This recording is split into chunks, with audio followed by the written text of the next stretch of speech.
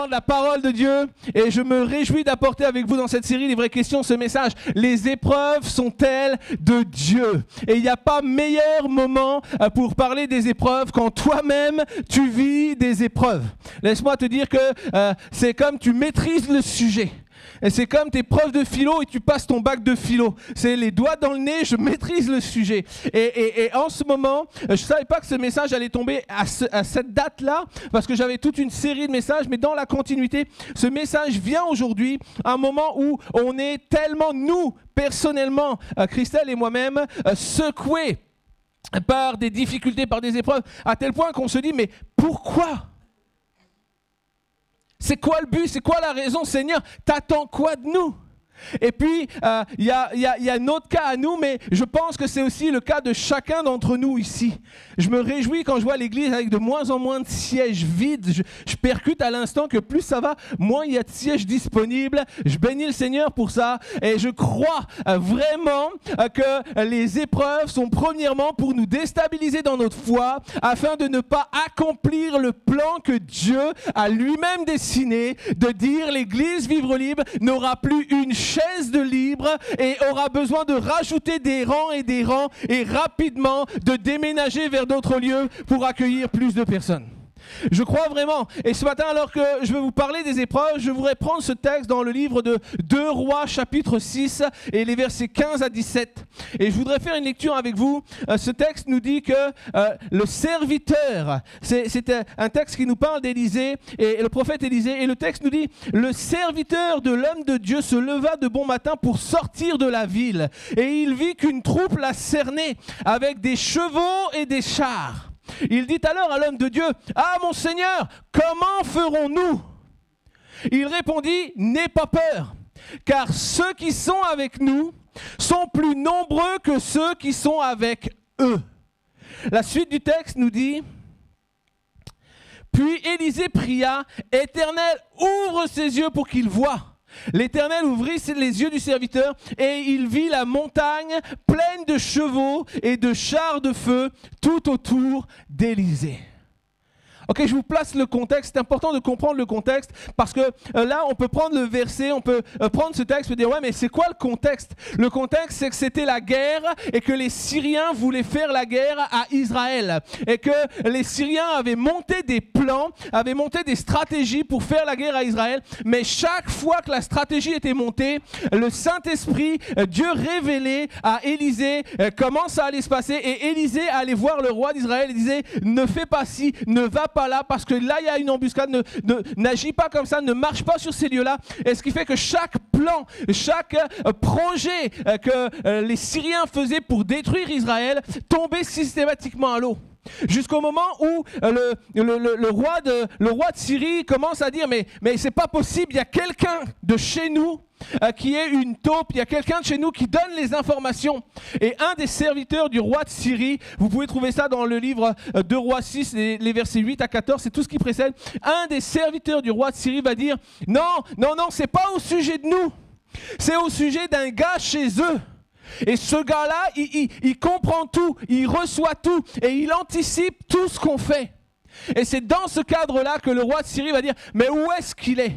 Et eux, ils vont dire « Il est à tel endroit. » Et lui va dire « Ok, envoyez les chars, envoyez tout, cernez-moi cette ville, attrapez-moi ce gars, qu'on puisse enfin, une fois pour toutes, faire la guerre à Israël et les écraser. » Voilà le contexte. C'est un contexte de guerre, un contexte d'oppression, un contexte de difficulté, un contexte de quelqu'un qui veut la mort de quelqu'un d'autre, un contexte de « On va pas lâcher », un contexte de « On aura sa peau jusqu'à son dernier souffle, jusqu'à sa dernière énergie, on ne le lâchera pas tant qu'on ne l'aura pas. » Qu'est-ce que quelqu'un se reconnaît ce matin? Okay, on vit tous des temps, on vit tous des moments où c'est comme si tout venait contre nous, puis c'est comme, ils ne veulent pas nous laisser nous en sortir. Et ça, c'est des moments d'épreuve, des moments de difficulté. Et alors que ce temps est en place, alors que tout est stratégiquement mis en place, on a encerclé l'homme de Dieu, voici la difficulté. La difficulté est là, c'est qu'il y a l'homme de Dieu et son serviteur dans une maison.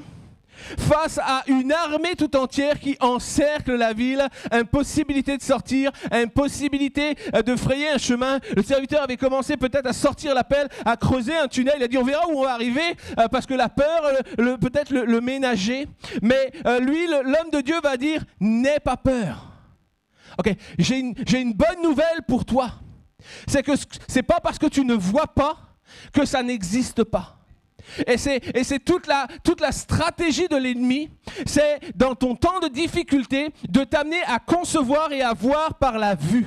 Et ce que je vois me déprime, ce que je vois me désole, ce que je vois me met à terre. Mais ce matin, le prophète dit et le Saint-Esprit dit, n'aie pas peur, parce que c'est pas parce que tu ne vois pas que ça n'existe pas. Et alors que le prophète commence à prier, et la parole de Dieu nous dit que les yeux du serviteur s'ouvrirent à des choses merveilleuses, à des choses puissantes, à des choses glorieuses, des chars de feu plus nombreux encore, qui entourait l'envahisseur.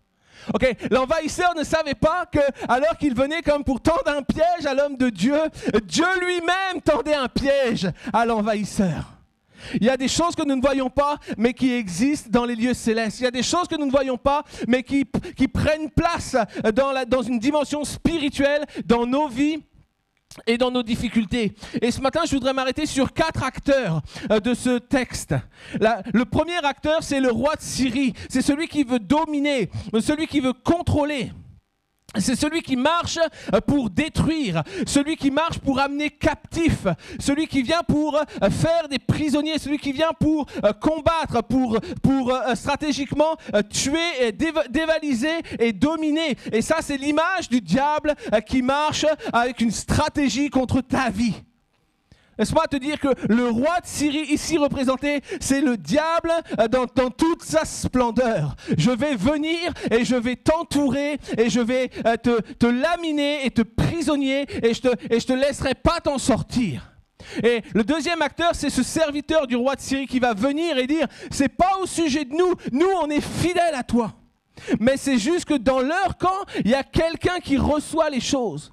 Et le serviteur de ce roi de Syrie qui vient pour rapporter les faits, les pourquoi, les raisons des échecs, c'est vraiment cette représentation du monde spirituel dans lequel on vit. C'est toutes ces démons sur lesquels nos yeux sont fermés, mais qui sont bien présents. Je ne suis pas là ce matin pour vous faire un message sur la démonologie, mais je suis là pour vous parler de choses réelles. Nous vivons dans un monde spirituel, c'est pourquoi la Bible dit, vous ne lutterez pas contre la chair et le sang, vous ne lutterez pas contre les gens qui vous font du mal, mais vous lutterez contre les principautés, les rois de ce monde, les démons qui, eux, manipulent et agissent au travers les gens. Et le serviteur du roi, c'est vraiment cette représentation des démons qui, errant sur la terre, sont au service de Satan pour rapporter les faits et gestes de chaque chrétien.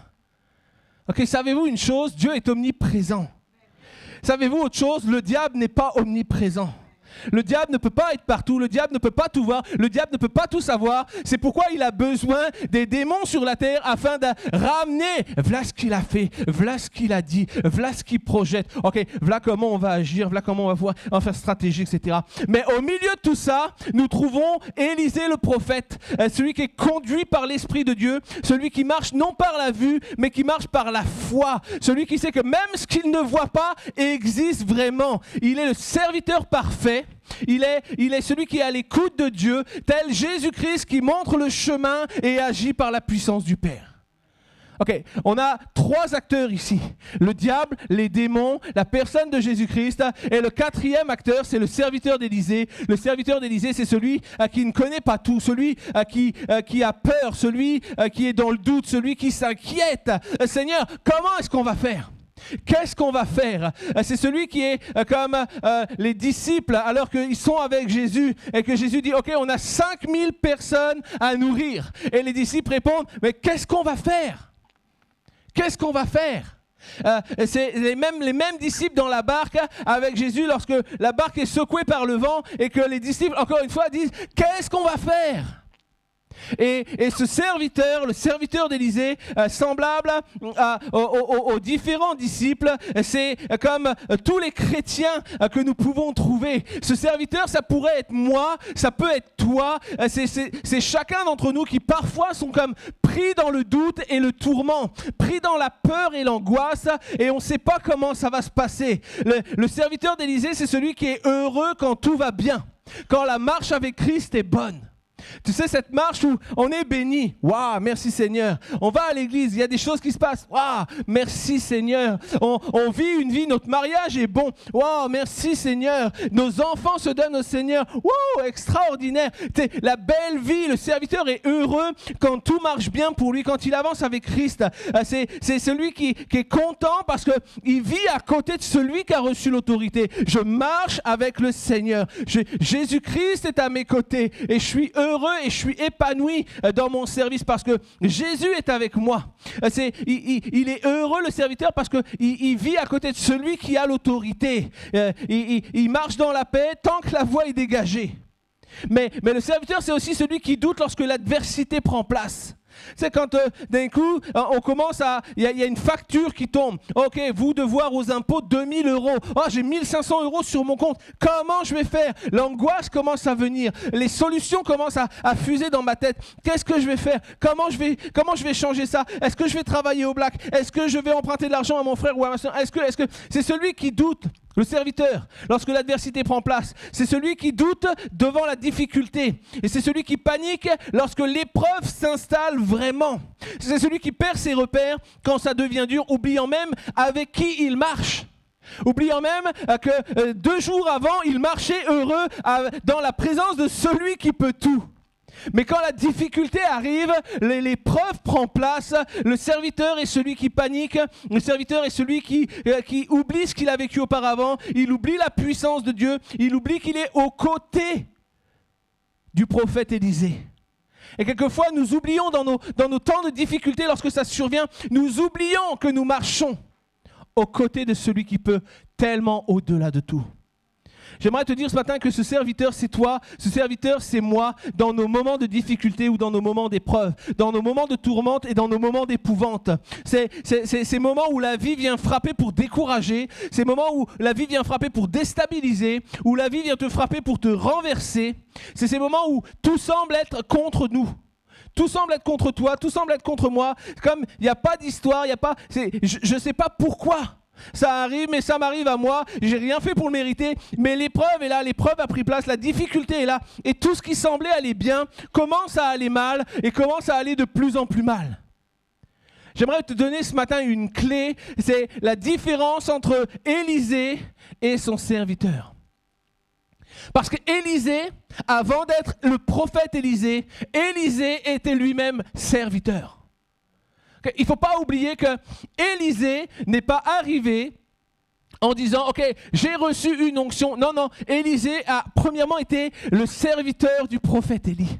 Il a marché avec Élie, il a vu ce qu'Élie faisait. Il était le serviteur qui marchait à côté de celui qui avait reçu la puissance. Et partout où Élie allait, Élisée allait. Et alors que la différence entre Élisée et le serviteur, c'est que Élisée a désiré la puissance qui était dans Élie. La clé, elle est là. Une des clés, elle est là. C'est que le serviteur Élisée a aspiré, a désiré recevoir ce qui animait le prophète Élie. Et le texte nous dit dans 2 Rois 2 au verset 9, une fois qu'ils eurent traversé, Élie dit à Élisée, « Dis-moi ce que tu veux que je fasse pour toi avant d'être enlevé loin de toi. Dis-moi, quelle est ta question? Qu'est-ce que tu aimerais que je fasse pour toi ?» Et peut-être certains auraient répondu, écoute, je sais que tu pars, passons un moment fun, trouvons un coin, on fait un petit barbecue entre nous, on invite 2-3 copains, puis on se rappellera à jamais ce dernier repas qu'on a fait.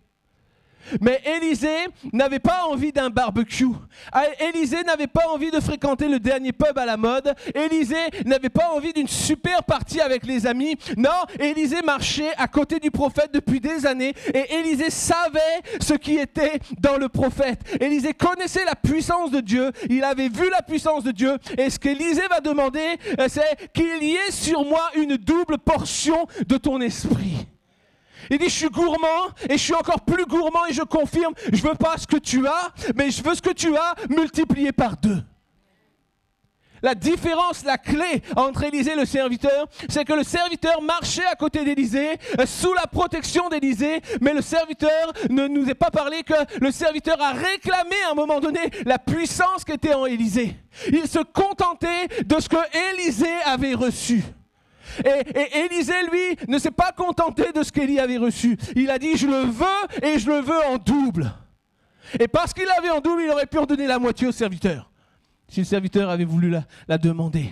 Élisée ne lâchait pas Élie. Et Élisée aspirait à ce qui était en Élie. Élisée réclama à ce qui était en lui et il l'a reçu. Alors que le serviteur qui marchait avec Élisée s'appuyait simplement sur lui et ne réclamait rien de particulier pour sa vie. Laisse-moi te dire que tu ne peux pas vivre une foi chrétienne par procuration. Tu ne peux pas vivre une foi chrétienne, une vie chrétienne qui va porter du fruit, une vie chrétienne qui sera puissante par procuration.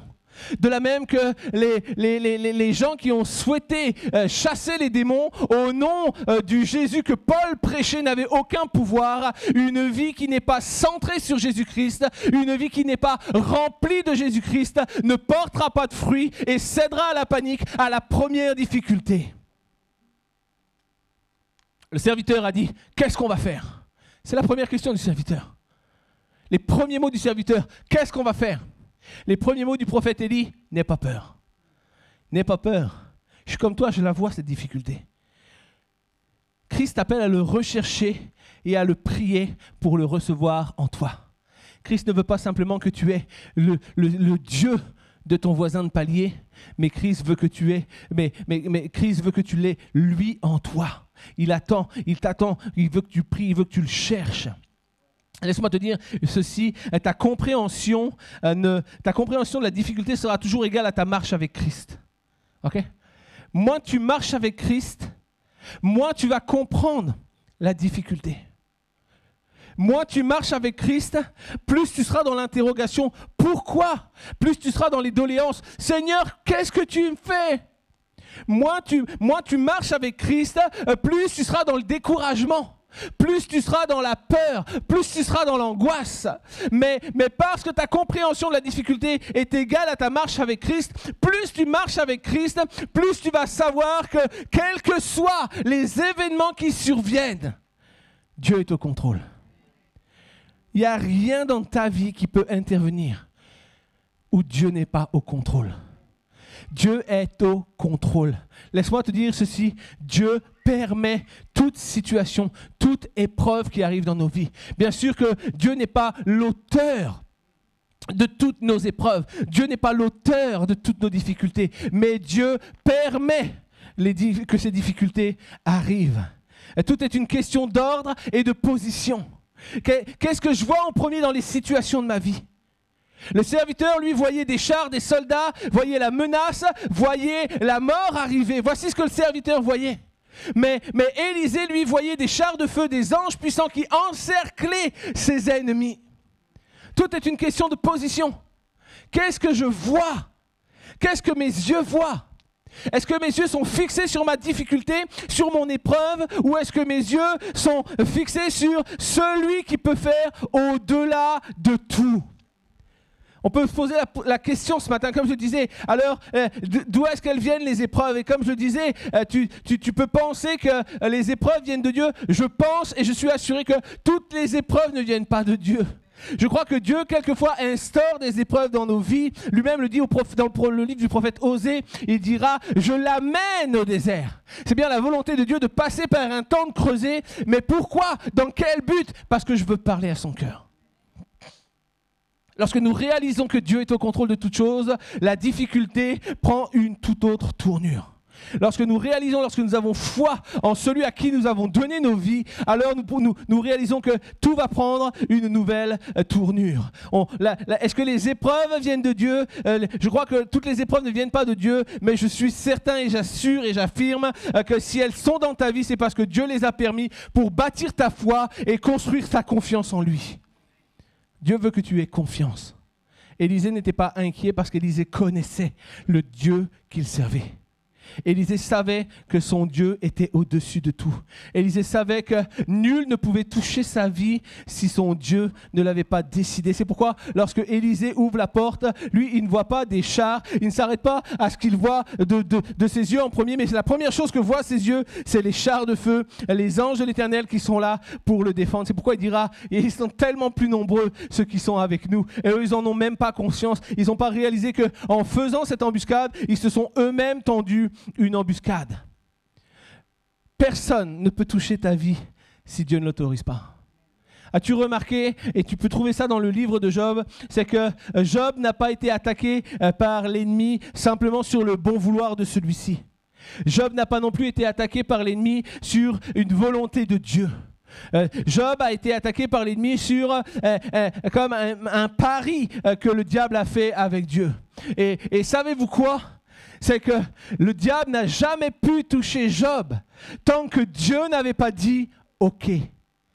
Réalise ceci, c'est que l'épreuve peut venir dans ta vie, mais si l'épreuve vient dans ta vie, si tu marches avec Dieu, tu lui as donné sa vie, quelle que soit l'épreuve qui vient, qui frappe à ta porte, quelle que soit l'épreuve qui même s'installe dans ta vie sans que tu l'aies vu arriver, Dieu a dit « OK », parce que Dieu a un plan. Laisse-moi te dire que si Dieu n'avait pas dit à Satan, tu peux toucher Job, aujourd'hui, le livre de Job n'existerait pas dans la parole de Dieu. Parce qu'il n'y aurait rien eu à raconter de Job.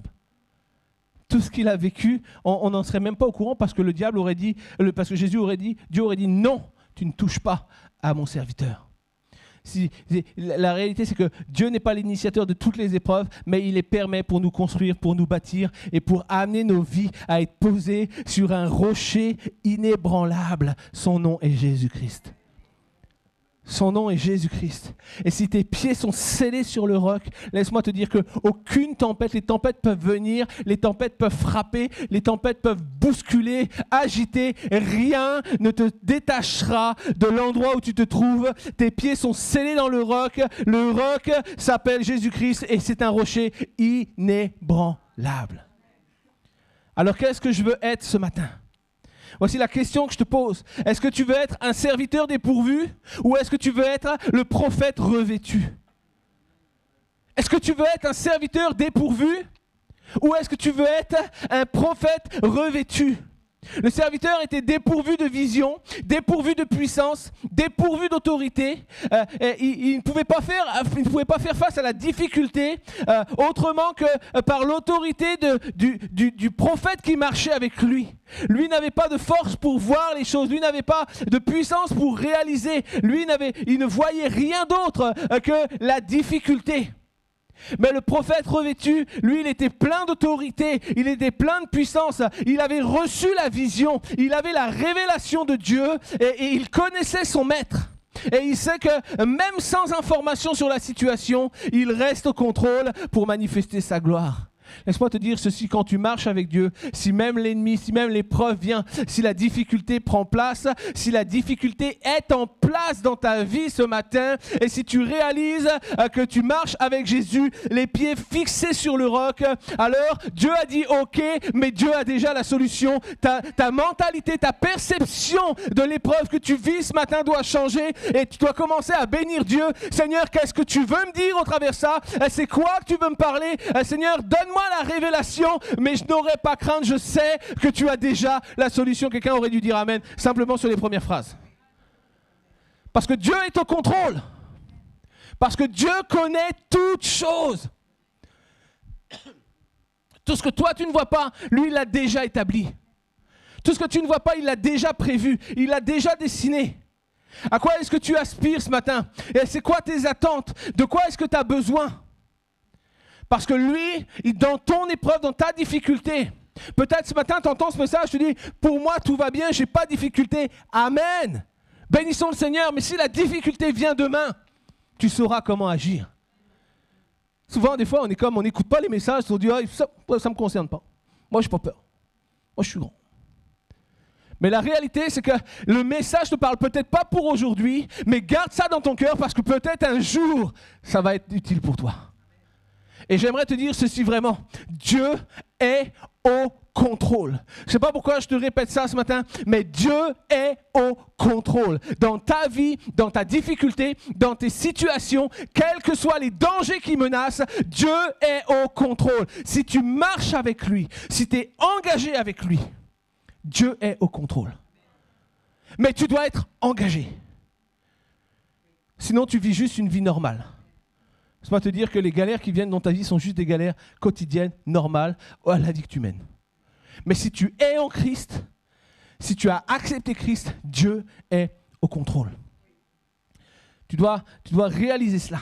Il veut être la révélation, il veut être la libération, il veut être la résurrection de ce qui est mort dans ta vie. L'Esprit de Dieu qui était sur Élisée, il est là pour toi ce matin. Il est là aujourd'hui, il est là pour changer ta condition, il est là pour ouvrir tes yeux à sa gloire, il est là pour que sa puissance vienne écraser l'ennemi et vienne écraser l'enfer qui menace ta vie.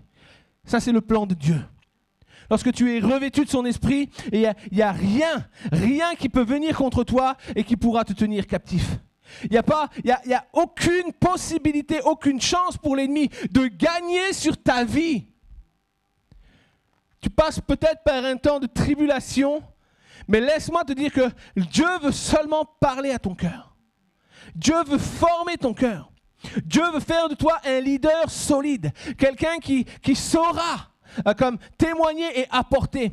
Il n'y a rien qui viendra contre toi, rien qui va te tenir captif si tu marches avec Dieu et que cette difficulté est dans ta vie. Dieu veut te parler, mais laisse-moi te dire qu'il n'y a pas de passion qui tiendront, il n'y a pas d'addiction qui tiendront, assurément il n'y aura pas d'aveuglement spirituel qui restera, il n'y a pas de puissance, il n'y a pas de hauteur, il n'y a pas de terreur, il n'y a aucun voleur, il n'y a aucun menteur, aucun accusateur, aucun destructeur qui ne pourra se tenir contre toi si Dieu marche avec toi.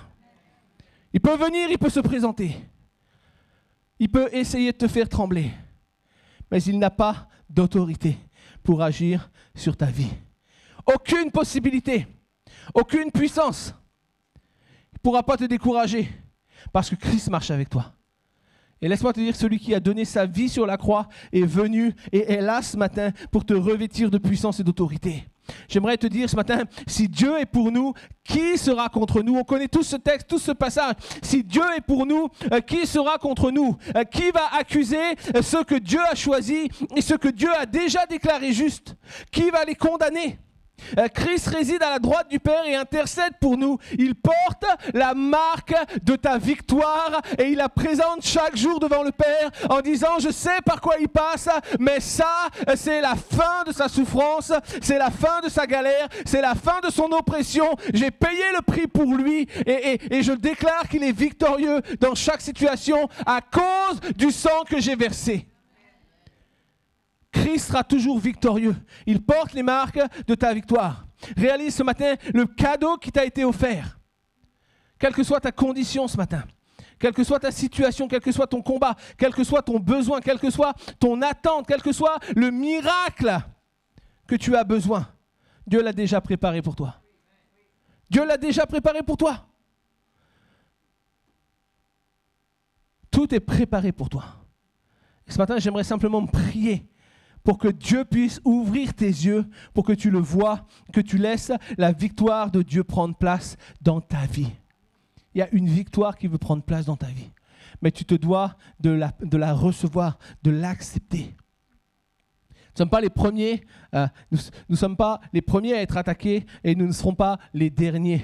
Parce que lorsque tu marches avec Christ, c'est pas un joli, tu marches pas sur un chemin en chamallow avec des arbres qui te donnent de la guimauve, des nounours au chocolat et tout ce que tu veux. La vie est belle, la vie est radieuse. Non, la vie est compliquée quand tu donnes ta vie à Jésus. La vie est compliquée parce que le diable, non seulement ne veut pas te lâcher, mais le diable ne veut pas que tu ailles chercher d'autres personnes qui pourront recevoir Jésus-Christ comme leur Seigneur et Sauveur. Alors c'est vrai que On n'est pas les premiers, on ne sera pas les derniers à être attaqués, mais il y a une chose qui est certaine, c'est que nous sommes les premiers à être les opposants aux miracles et au surnaturel de Dieu pour nos vies. On est les seuls, parfois on est les premiers et on est les seuls à nous opposer, sans même le savoir, sans même le vouloir, à nous opposer au surnaturel de Dieu dans nos vies. Pourquoi ? Parce que l'épreuve vient et l'épreuve nous fait peur. Parce que l'épreuve nous saisit d'angoisse. Parce que l'épreuve nous fait perdre tous nos repères. Et sans repères, on est comme déboussolé au milieu du désert. Où est-ce que je dois aller? Par où est-ce que je dois aller? C'est quoi la direction? C'est quoi la destination? Seigneur, je suis perdu, je sais plus. Alors tu cours à gauche, tu cours à droite et tu vas comme commencer à chercher tes solutions. Et tu vas pas trouver de solution, alors l'angoisse va venir. Et l'angoisse va déclencher ton instinct de survie. Il faut que je trouve une mission, une solution pour m'en sortir. Il faut que je fasse quelque chose qui va changer mon quotidien. C'est pas possible pour moi, là je vais mourir. Et tu commences à chahuter de droite et de gauche alors que Dieu te veut dans la paix. Dieu veut que tu déposes toute situation. Je suis rentré, je vous donne ce témoignage. Vous savez que beaucoup savaient qu'on était les propriétaires avec Christelle du bâtiment de l'ancienne église. On avait acheté parce que sinon l'église allait être dehors. Et puis on a vendu le bâtiment. Une fois que l'église a déménagé, on a vendu le bâtiment. Le bâtiment a été tenu pendant 5 mois sous un compromis. Et pendant 5 mois, on a payé pratiquement 1 200 € par mois pour les loyers en se disant c'est bon parce que quand ça va être vendu, tout va être réglé, remis à zéro. Et erreur, le compromis a cassé alors qu'on rentrait de vacances. Donc, première difficulté. Et ensuite, j'ai commencé à ouvrir mon courrier après 10 jours de congé. J'ai reçu les impôts, les machins et tout ça. Je ne suis pas en train de pleurer, je n'ai pas besoin de votre argent, je vous le dis vraiment.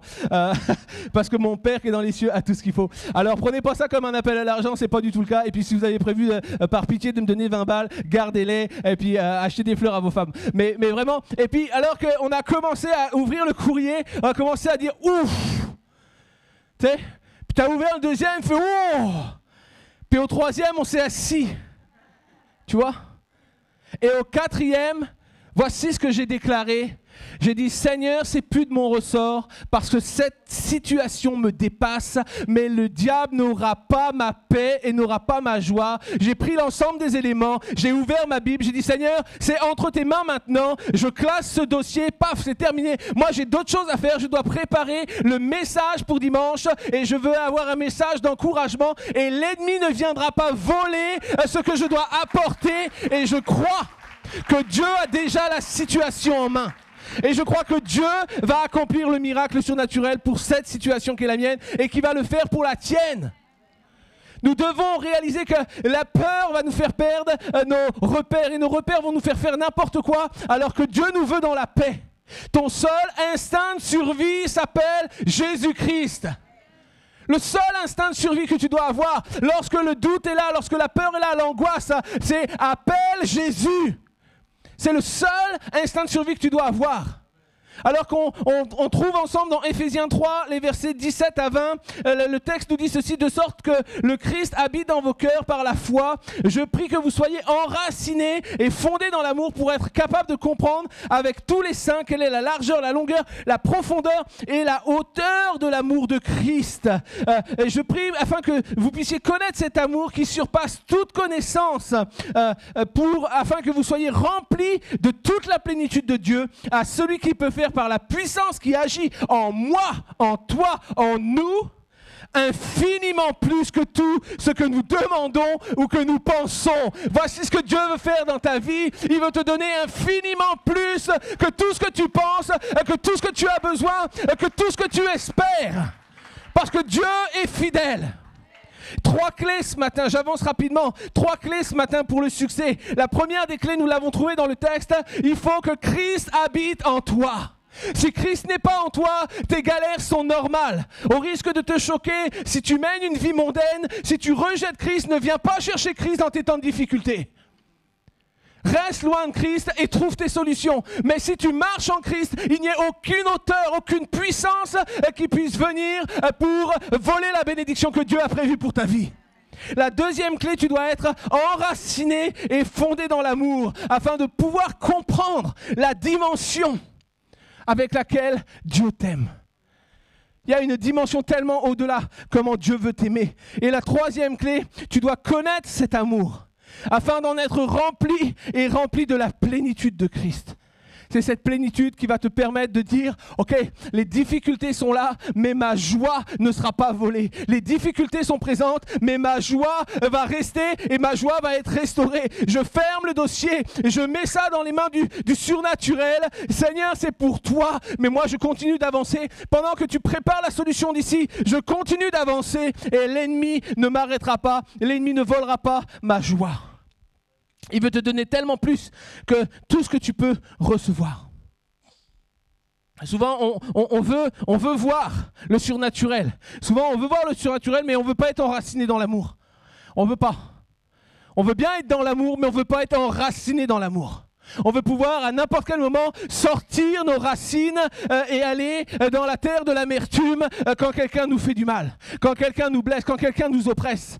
Et le texte nous dit clairement, tu dois être enraciné dans l'amour. Et enraciné dans l'amour, c'est aimer tout le monde, aimer chaque personne sans intérêt. C'est aimer même celui qui t'a fait du mal, aimer même celui qui te persécute parce que tu vois en lui non pas un persécuteur, mais quelqu'un qui est victime d'un démon qui veut te persécuter. Mais lui, tu l'aimes et tu veux prier pour lui. Et parce que tu es enraciné dans l'amour, tu vas bénir qui il est et tu vas prier pour que le Saint-Esprit puisse convaincre son cœur.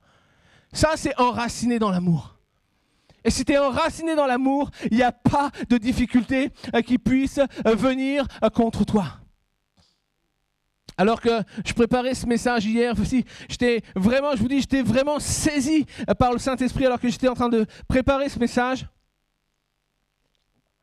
Et voici ce que je recevais. Et puis c'était clair dans mon esprit, il y avait des choses qui prenaient place. Je dis, waouh, Seigneur, qu'est-ce que tu veux faire au travers de ça?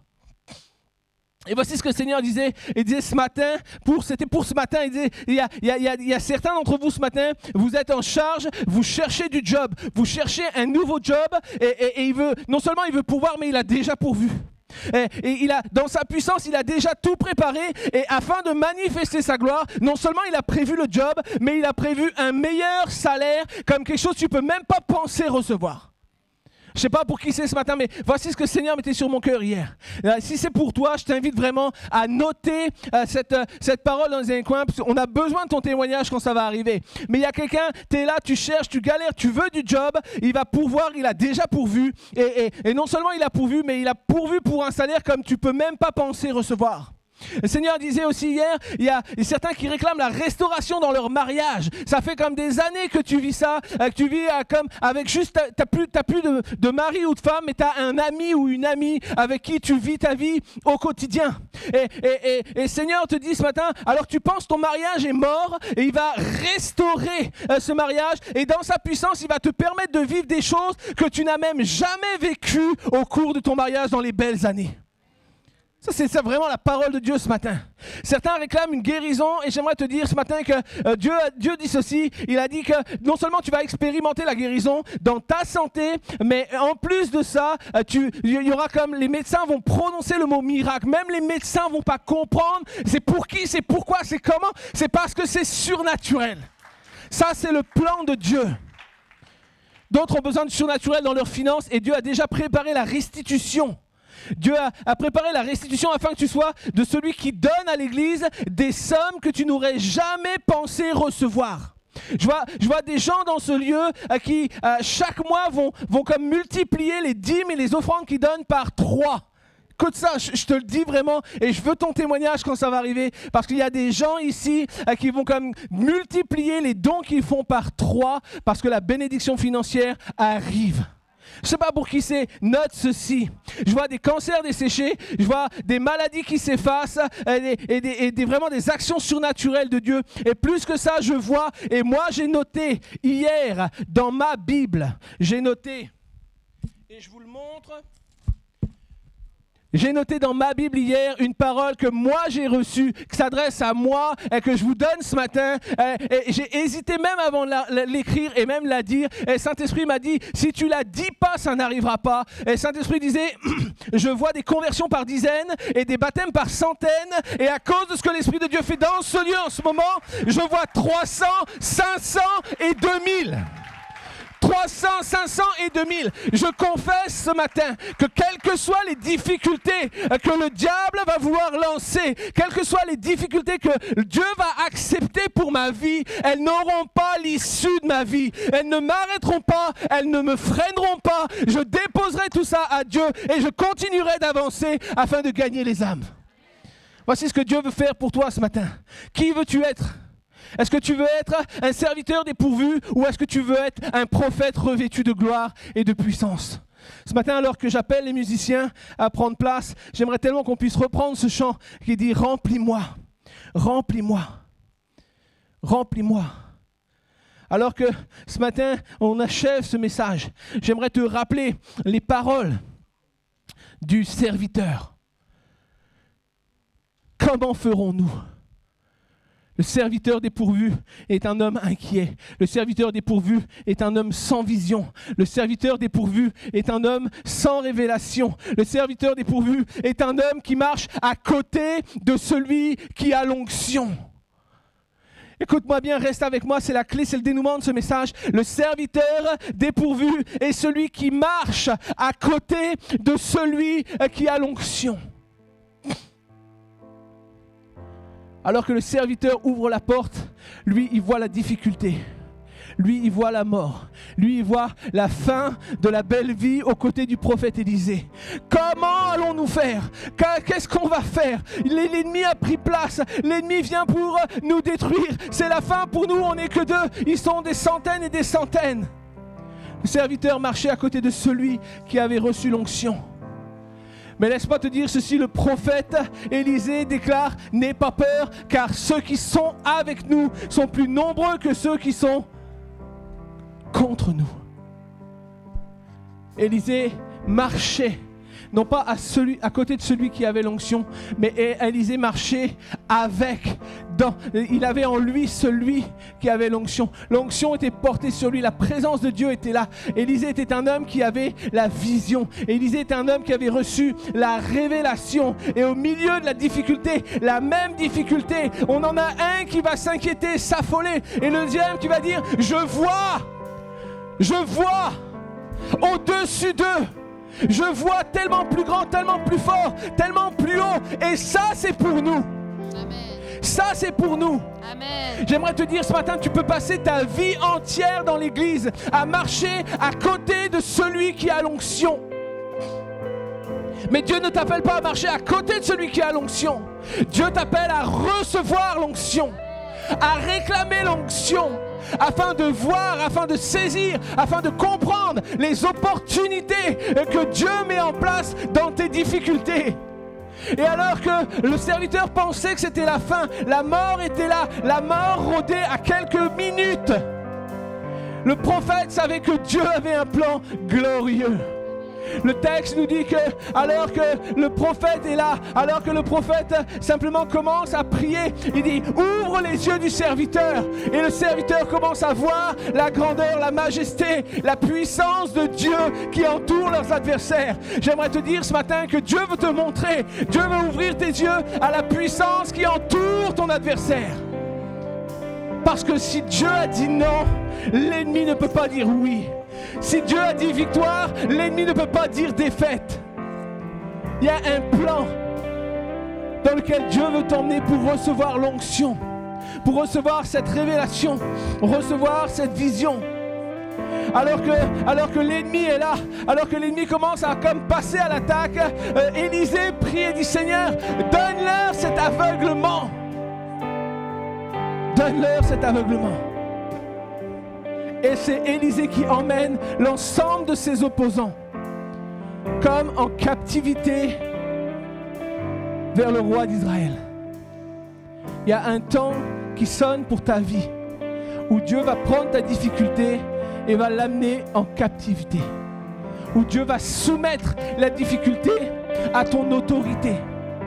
Mais tu dois marcher non pas à côté de celui qui a l'onction, tu dois marcher revêtu de l'onction, revêtu de la puissance de Dieu, revêtu de la présence de Christ qui ouvre tes yeux au surnaturel, qui te permet de comprendre que quelle que soit la difficulté, Dieu est au-dessus. Alors qu'on termine ce message ce matin, j'aimerais t'inviter, alors qu'on avait démarré tout à l'heure avec ce chant « Fais pleuvoir la présence de Dieu ». Je crois ce matin qu'il y a des gens qui ont besoin de révélation. Je crois ce matin qu'il y a des gens qui ont besoin de réponses. Il y a des gens qui ont besoin de solutions. Il y a des gens qui peut-être ne savent plus comment faire. Peut-être même tu fais partie de ceux à qui j'ai adressé les 4 paroles ce matin. J'aimerais te dire qu'il ne faut pas partir comme tu es venu. Mais c'est un temps ce matin où le surnaturel de Dieu va prendre place, où des maladies vont être brisées, où ta vie va être transformée, où tu vas comprendre et assimiler pourquoi l'épreuve dans ma vie, afin que je sois élevé et que la gloire de Dieu paraisse sur mes ennemis. La gloire de Dieu veut paraître sur tes ennemis ce matin. Alors si c'est ton cas ce matin, pendant qu'on se lève ensemble, pendant qu'on commence à louer Dieu, c'est entre toi et Dieu ce matin. Mais si c'est pour toi, si cette parole était pour toi, si ce message est pour toi, si tu as besoin de passer au-dessus de la difficulté, tu as besoin de revenir à Dieu pour comprendre, alors je t'invite simplement à t'approcher devant. On veut prier avec toi.